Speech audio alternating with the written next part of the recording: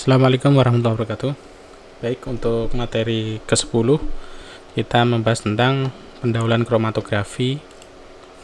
Jadi kromatografi ini merupakan sebuah teknik analisis dengan menggunakan pemisahan yang dititik beratkan pada pemisahan.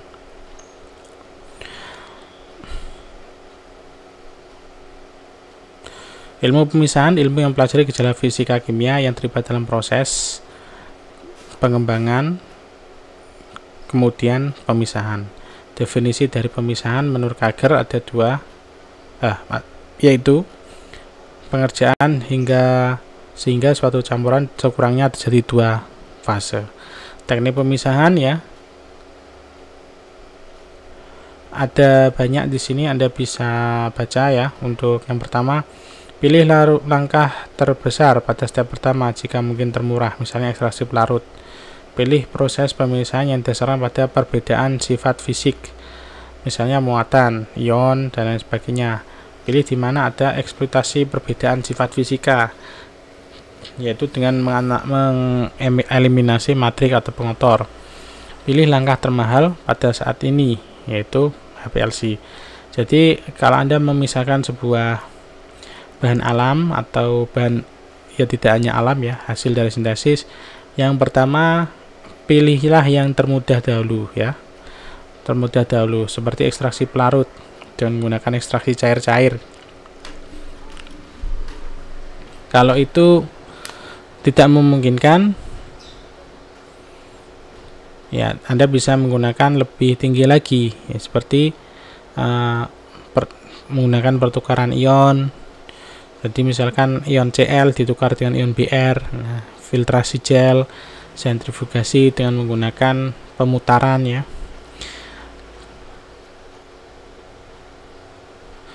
Terus setelah itu apa? Yaitu bagaimana caranya untuk pengotornya hilang. Kemudian nomor 4, jika ini tidak bisa, maka bisa menggunakan sebuah instrumen. Yang ini metode terakhir dan mahal ya, menggunakan HPLC. Sini tujuan pemisahan ya.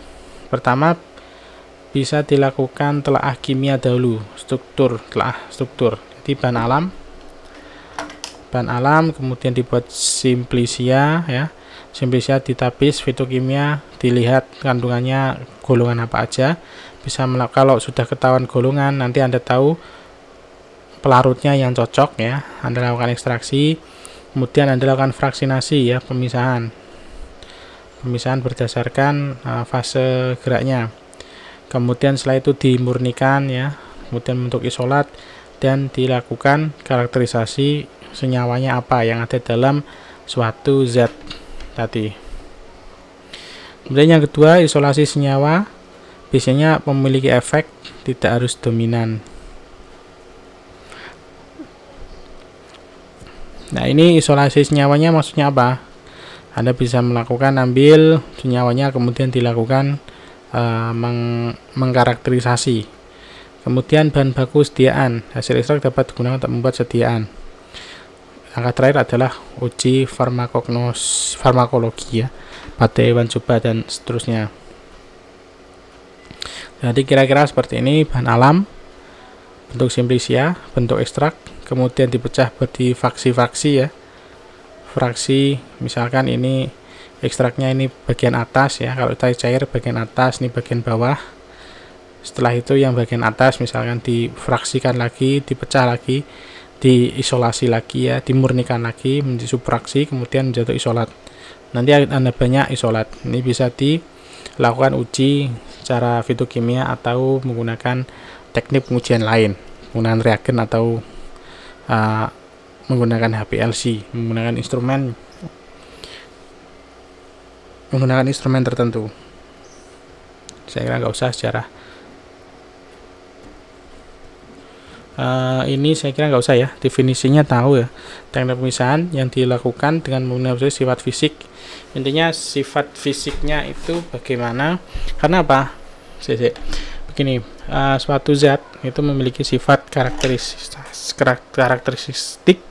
sifat fisik yang berbeda-beda. Nah, sifat fisik ini yang kemudian dimanfaatkan agar apa? Agar senyawa satu dengan dua yang berbeda sifat fisiknya itu bisa dipisahkan.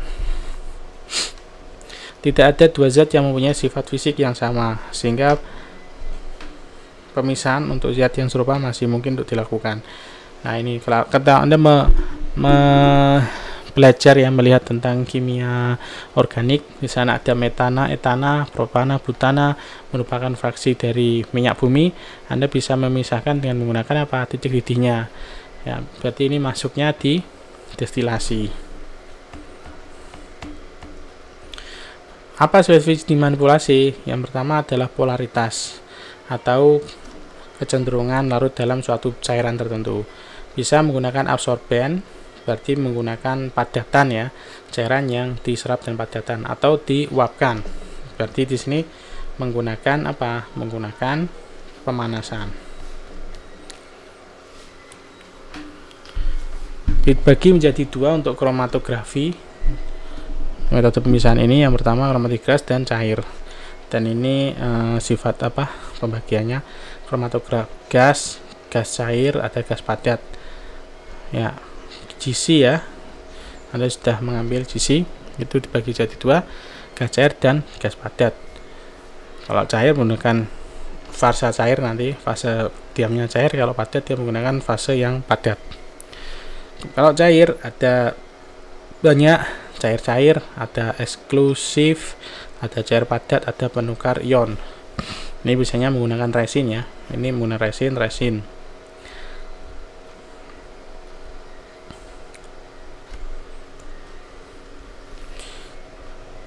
Saya kira ini untuk pendahuluan. Untuk apa namanya, selanjutnya kita akan, ini nggak usah ya, nggak usah saya terangkan, nanti akan saya terangkan pada selanjutnya, pada slide selanjutnya.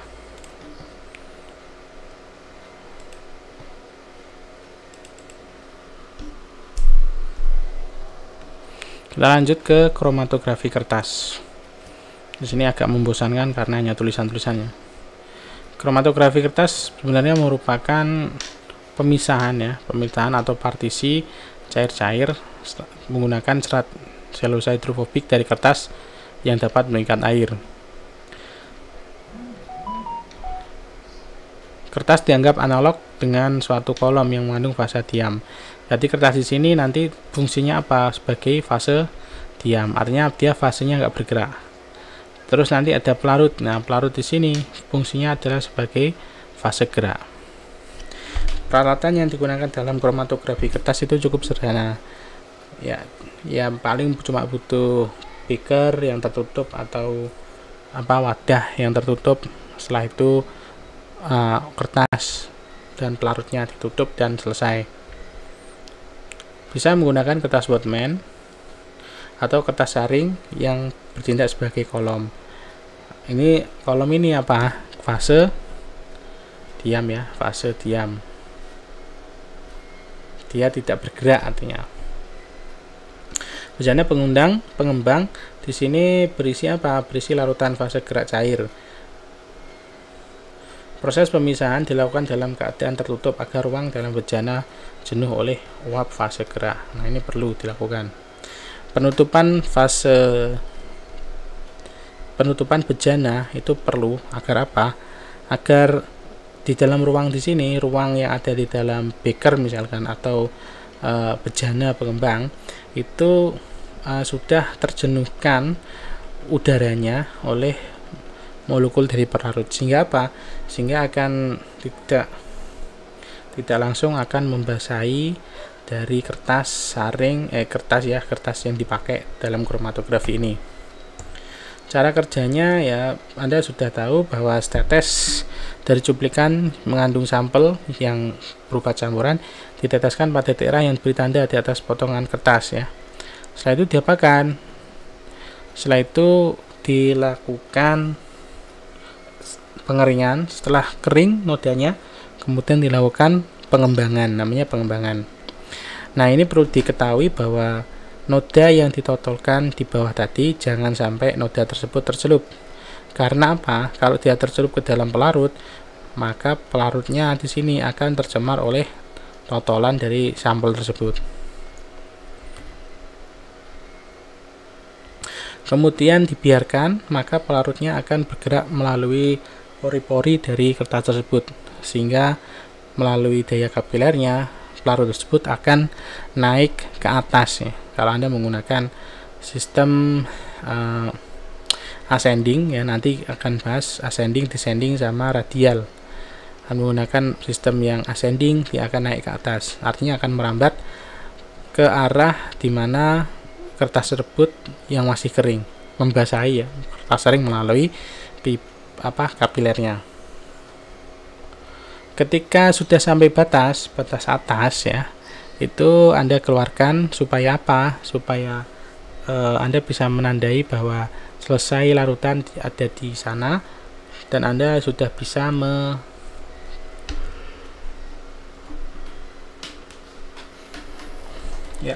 dan Anda di sini bisa menyelesaikan bahwa pelarutnya sudah sampai batas, dan itu berarti merupakan capaian pada pelarut yang paling atas.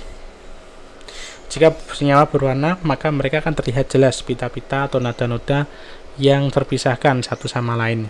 Kalau memang nggak terlihat, menggunakan senyawa bahan alam atau bahan-bahan sintesis, bisa menggunakan sebuah reagen. Contohnya, kalau memisahkan asam asetil salsilat atau paracetamol ya, bisa dengan menggunakan reagen verum Fe ya, FeCl, ferroklorida. Bisa disemprotkan, nanti akan ada noda berwarna ungu.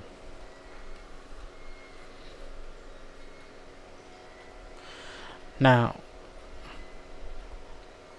bisa juga menggunakan deteksi menggunakan sinar ungu, menggunakan ultraviolet. Namun ini hanya dikhususkan untuk senyawa-senyawa yang memiliki pendar ya. Kalau dia nggak memiliki perpendaran, tidak bisa dilihat oleh UV. Kecuali Anda nanti menggunakan KLT. Nah, ini selanjutnya. Kemudian bisa diukur nilai RF ya. Untuk nilai RF itu adalah jarak pelarut, jarak yang diterompe oleh zat pelarut dibagi dengan masing-masing pita yang terpisahkan.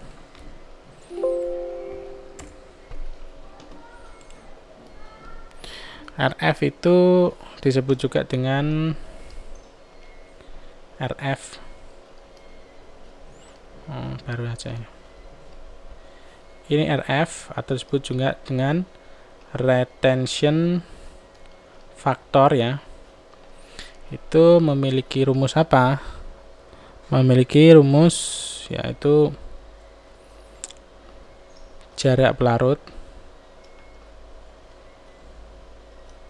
dibagi jarak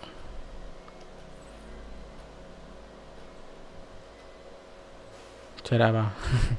Jarak pelarut dibagi dengan jarak pita totalan ya, atau hasil pemisahan, atau bisa juga dengan D per S ya. Satuannya tergantung Anda menggunakan cm atau menggunakan milimeter boleh. Nah, jarak pelarut itu bagaimana? Itu jarak fase gerak ya. Misalkan di sini kertas saring tadi kan ditandai bawah sampai dan atas. Kemudian yang garis bawah itu diberi totalan di tengahnya. Setelah itu, setelah dilakukan pemisahan, maka ini akan berkembang ke atas ya. Maka atas dan akan membasahi atas. Ketika sampai sini dihentikan. Setelah itu nanti ada totalan-totalan dari pemisahan dari senyawa tersebut. Seperti kalau menggunakan spidol ya berwarna-warni ya, seperti pelangi.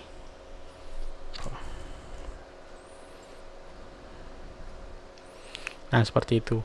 Nah, untuk mengetahui RF gimana? Ya, berarti ini jarak pelarut atau D ya, dibagi jarak masing-masing komponen atau pita yang terpisahkan ya. Jarak komponen. Misalkan ini yang merah, misalkan. Nah, berarti ini adalah S. S untuk yang pertama ya. Kalau D-nya sama, yang berbeda itu S. Berarti untuk yang totalan pertama, misalkan totalan 1, RF-nya yaitu berarti ini D dibagi S1 ya. D dibagi S yang pertama. Totalan 2, RF2. Nah, ini kan misalkan S2. Ini S3. Berarti D per S2. Untuk RF ketiga juga gitu. RF sama dengan D dibagi S3. S yang ketiga ini. Maka akan ketahuan RF atau retention factor. Faktor retensi. Baik, itu untuk RF ya. Kemudian kita lanjut untuk syaratnya. Bila akan melakukan pemisahan kromatografi kertas, beberapa hal yang perlu diperhatikan yaitu pertama, metode, ada penaikan, penurunan, dan mendatar. Sebentar. Ya, ada 3 metode ya, penaikan, penurunan, atau mendatar. Saya kasih di sini aja.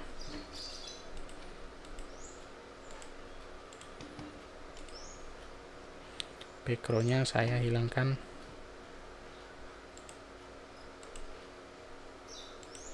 Warna putih.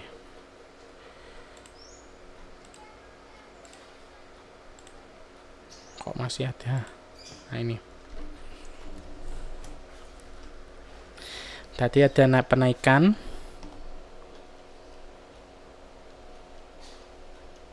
Ada penurunan.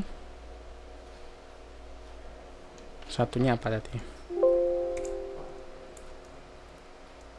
Mendatar. Sini aja.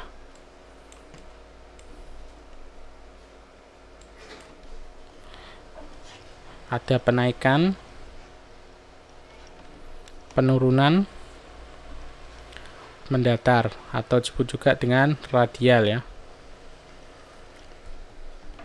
Penaikan bahasa Inggrisnya disebut dengan ascending ya. Kalau penurunan itu descending. Kalau mendatar ya radial tadi. Kalau ascending, kertas yang digunakan untuk kromatografi dia diposisikan horizontal atau vertikal ya? Horizontal. Ya, horizontal ya. Artinya ditegak luruskan, dicelupkan dengan ke atas ke bawah ya. Nah, ini kan bejananya. Ini garis bawah ya, totolannya di sini. Jadi artinya dicelupkan dengan posisi tegak. Ini namanya ascending. Maka lama-kelamaan pelarutnya akan naik ke atas. Nah, kenaikan ini disebut dengan ascending ya, metode penaikan. Metode yang kedua yaitu penurunan. Metode ascending descending ini dengan menggunakan memanfaatkan gaya gravitasi bumi ya. Caranya bagaimana? Yaitu yang pertama ya. Ini ada sebuah wadah ya. Wadah yang berisi pelarut. Kemudian ini ada kertas saring, kertas yang digunakan untuk dan ini dicelupkan dengan metode seperti ini, turun. Dari sini diberi batas, kemudian lama-kelamaan batas dan ini dikasih totolan sampel ya. Lama-kelamaan pelarutnya akan ke sini, terus kemudian akan ke bawah ya, ke bawah dan ke bawah dan akan terpisahkan seperti itu ya. Ini untuk metode descending, artinya menurun ke bawah. Kemudian untuk metode radial,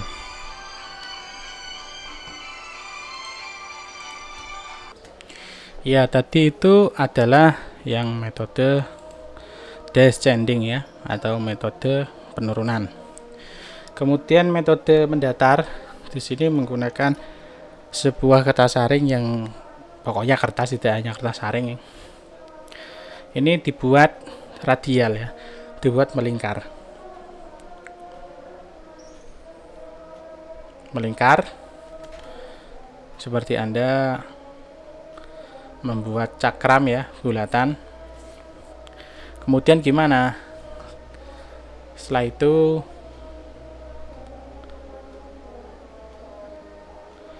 Kalau setelah ini Anda bisa totolkan senyawanya misalkan di sini. Ini adalah pusat dari pertengahan. Nah, pusatnya di sini nanti di bagian bawah. Ini dari atas ya, posisi penampakan dari atas. Ini posisi dari bawah. Tengah di sini. Ya, ini bisa diberi sumbu ya. Ditempatkan sumbu, terus kemudian ini diberi pelarutnya. Maka pelarut akan naik ke atas. Setelah itu akan berjalan ke samping-samping atau berjalan mendatar ya, berjalan mendatar. Atau kalau nggak gitu bisa dengan menggunakan tetesan. Kalau tidak menggunakan sumbu, di tengah di sini diberi tetesan dari pelarut, tes, biarkan nanti lama-lamaan ini akan terelusi ya. Itu namanya metode radial. Ada tambahan satu lagi, namanya campuran ascending dan descending. Ini biasanya dengan menggunakan wadah. Kertas saringnya agak panjang ya. Ini pelarut. Kertas saring ini penampakan dari samping. Kertas yang digunakan untuk memisahkan. Kemudian ini diberi sebuah batang rod ya. Kemudian ini ke bawah. Jadi elusinya berjalannya pertama ini ke atas, terus kemudian ke bawah. Ini yang gravitasi, yang descending, ini yang ascending. Itu ya, itu merupakan macam dari kromatografi kertas. Selanjutnya pemilihan dari pelarut atau fase gerak. Nah, pemilihan pelarut ini juga perlu agar apa? Agar senyawa yang dipisahkan, totolan senyawa yang dipisahkan itu akan terpisah maksimal. Apalagi kalau berbicara dengan bahan alam. Bahan alam tidak hanya satu senyawa, itu mesti banyak sekali senyawa yang terkandung di dalamnya. Semakin banyak yang terpisah, semakin bagus ya. Idealnya seperti itu. Setelah itu nomor 4, kesetimbangan dalam bejana yang dipilih. Di sini artinya apa? Ini kesetimbangan ini tadi berpenutup tadi ya. Kemudian 5 pembuatan cuplikan, waktu pengembangan ya, semakin lama waktu pengembangan semakin bagus. Tetapi ini biasanya memiliki korelasi dengan panjangnya kolom ya, panjangnya kertas. Kemudian yang 7 metode deteksi dan identifikasi. Anda menggunakan apa? Menggunakan penyiraman UV biasakah kalau dia senyawanya berbendar, atau dengan menggunakan langsung mata telanjang dengan menggunakan cahaya tampak, atau dengan menggunakan reagen setelah dilakukan elusi. Elusi itu namanya proses pemisahan, kemudian disemprot.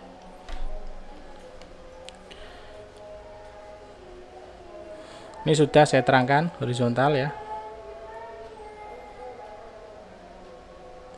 Oh ya, ini ada namanya satu lagi, yaitu kromatografi 2 dimensi ya. Ini metodenya gimana? Yang pertama dibuat seperti biasa, seperti ascending ya. Tapi di sini bedanya agak lebih lebar. Dibuat lebih lebar. Setelah dibuat lebih lebar ya, tidak seperti pada KLT kertas tadi kecil-kecil ya. Kalau ini dibuat lebar. Nah, di sini penotolannya di sebelah, misalkan ditaruh di sini ya, ditotolkan sampel.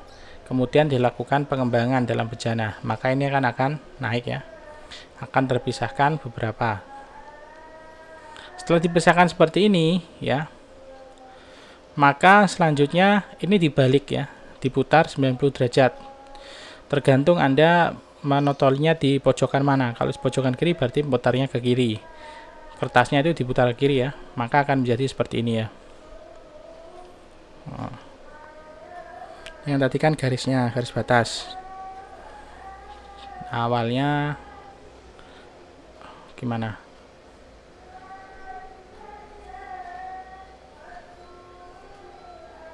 Ya, kan sini kan tadi.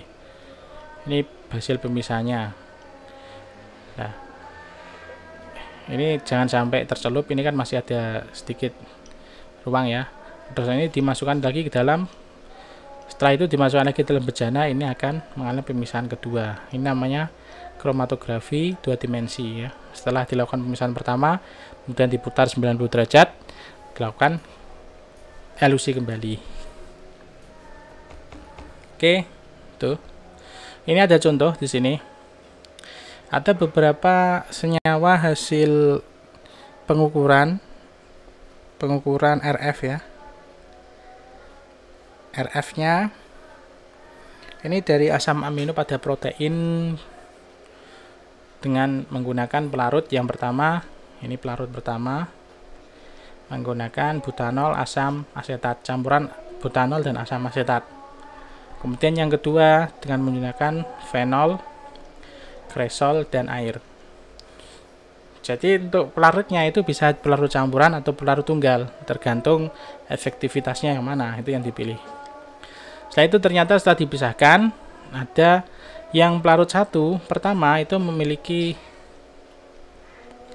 ada 7 senyawa.